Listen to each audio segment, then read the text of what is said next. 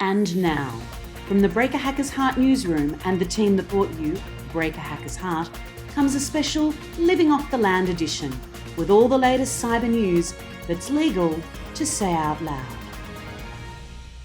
Good evening, I'm your host, and you're not, Ben Visharan. And with me tonight is my co-host, Aaron Bugle. I am indeed, Ben. Well, enough of the chit-chat and the pre-show banter. Let's get straight into tonight's pressing issue, Living Off the Land, or LOL. Graphics.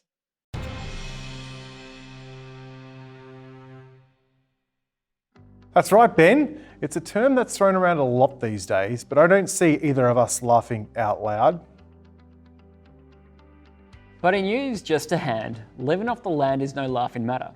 It's a cyber strategy using built-in system tools and processes to penetrate and maintain access within a victim's environment. Many operating systems include tools to help perform administrative tasks, and these tools include insert util and bits admin on Windows that allows bad actor to introduce additional files or perform obfuscation on additional payloads to help with attackers' objectives. Many cyber attacks on small, medium, and large businesses incorporate these techniques. They cause business continuity issues and add to the success of these cyber attacks globally. That's right. It uses native tools in the operating system to hide in plain sight. Cunning little devils, these cyber criminals, just pretending to be system administrators. If you were a smart cookie, Ben, why would you want to live off the land? Saying that I got you to sit my IQ test is a bit of a backhanded compliment. In essence though, these cyber criminal activities look exactly like what an operating system would naturally do. It all looks innocuous at first, but on closer inspection, the true intent of the command is malicious. Using these admin tools makes malintent difficult to assess. Mal is Latin for bad. Did you know that? You don't need to tell me, Mel. I was recently looking at Strange PowerShell and discovered the hardware manufacturer's operating system and management agent was using PowerShell to execute tasks in the background. Living off the land is a difficult nut to crack when there's legitimate purposes for these administration tools.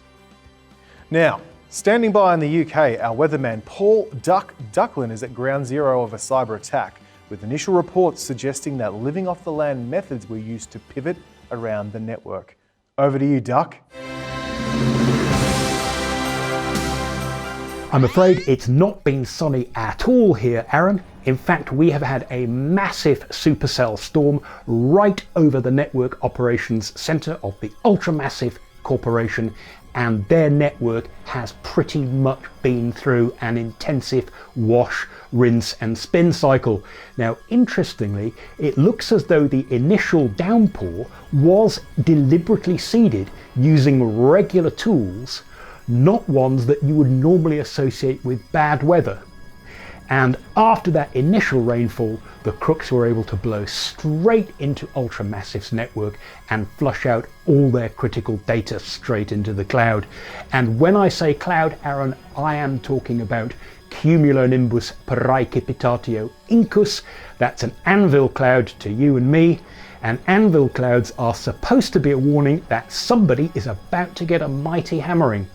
Unfortunately, in this case, Ultramassive's monitoring team had added anvil cloud warnings to a list of exclusions so they wouldn't be bothered by so many storm warnings, and the ultimate result is that the company has ended up paying $3,457,000 worth of bitcoins to an anonymous bunch of cyber crooks, and that's just to begin pumping out the floodwater from their systems and firing up their computers again.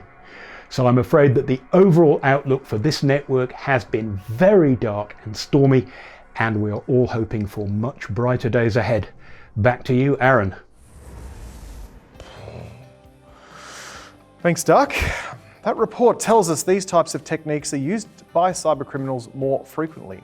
To help us understand the severity of these living off the land of attacks, let's cross to our Vancouver, Canada office, where our foreign correspondent Chet Wisniewski is standing by. Chet, mate, you've discovered the use of these attacks being employed in an automated fashion within malware. Can you elaborate on this?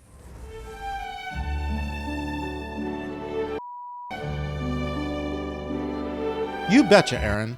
I've investigated a recent living off the land automated malware attack. Apparently, These cyber attackers, who may well have been Australians, because there's no way they would have been Canadians, used an automated program, MassScan, to crawl the internet looking for open RDP ports. They found one where an administrator left RDP open by mistake, or forgetfulness, which allowed them to move laterally using PSExec. Was this dumber than a dull axe? I'd say his career is now flatter than an Australian pancake. Next, the Windows Task Scheduler restarts the hosts, and bingo, the next thing you know, the beavers have run amok inside. Their sneaky bots reset the admin permissions. Still on full autopilot, this attack locked out the original administrators and displayed a ransom demand across all screens on the network. When the ransom to decrypt their data was paid, 100,000 Canadian dollars later, and our money's actually worth something, the first action the Crims had to take was deciding where to take their next holiday. Presumably somewhere like Whoop Whoop. If the criminal overlords can auto-hijack systems with such ease, it makes sense that we have to be much more proactive about shutting them out. As we say here in Canadian, eternal vigilance is the price of freedom. Well, that plus 12% sales tax. Back to you in the studio. Wow, thanks very much, Chet. You'd think you could send us some maple syrup or something sometime. We sent him Vegemite. That's hardly a fair trade, Aaron. Eating that. There's a ghost in the machine. Can he hear us? Get on with it. Breaking news. Too often, simple mistakes made by system administrators can lead to an incident. That's hardly news. Aaron, our SOC is full of stories of end users disabling protection or whitelisting tools that are used for living off the land, so they go completely unnoticed and unmonitored. Here we go again, on your soapbox again. You know what really burst my capacitors?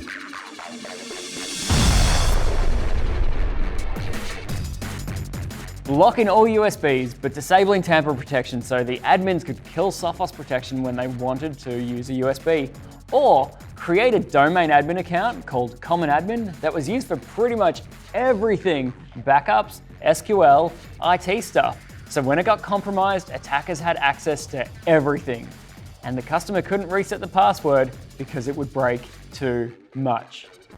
Well, glad you've got that off your chest, Ben. Now, we've heard some horror stories, and also the experts within their fields talking about some very pervasive trends. But what can we do to help stop this type of system abuse? It's time for our deep dive.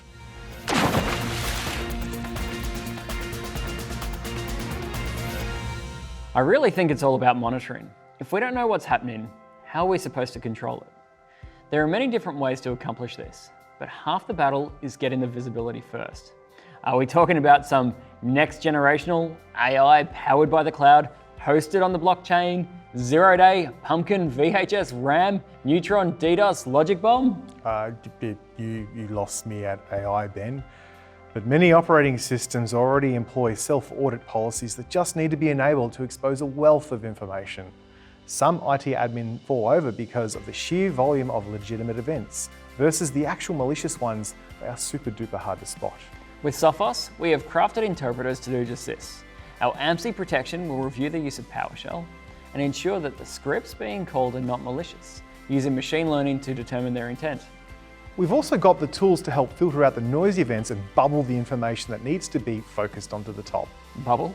That's the verb you're going with? We can regulate the use of those inbuilt system tools. Software restriction policies and our very own application control can help prevent the use of these sysadmin utilities, and at the very least, tell you when they're being used. Sophos EDR provides a journal of all system activity that highlights when something afoul is afoot. You're going with afoul is afoot? Is that from Dungeons and Dragons or Game of Thrones? Querying this database of information can reveal where things have gone wrong and allow you to respond with corrective action. Not everyone has the skills to write their own SQL queries and drive these tools. Oh, I can do it. I just don't have the time today.